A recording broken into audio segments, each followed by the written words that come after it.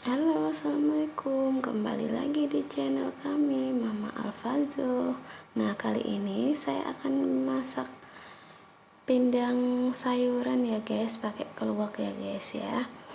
Nah, ini pakai bahan yang ada di rumah ya. Ini ada kulit melinjo, kacang panjang, sama labu guys. Guys, apa bunda ya?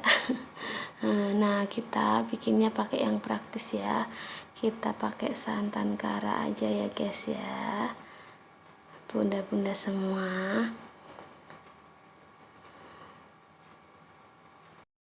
Nah, sambil kita nuang santan, jangan lupa guys, jangan lupa bunda semua subscribe, like, and comment ya.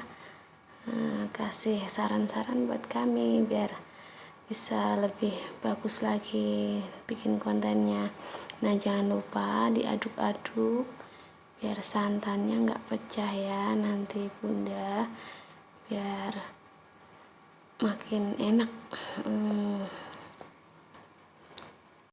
Duh, jadi lapar nih ya ya bunda ya.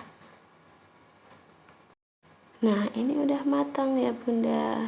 Ini kami mencicipi dulu. Masya Allah, nikmatnya sama tempe goreng, mantap. Nah, terima kasih ya sudah menonton. Jangan lupa subscribe. Assalamualaikum.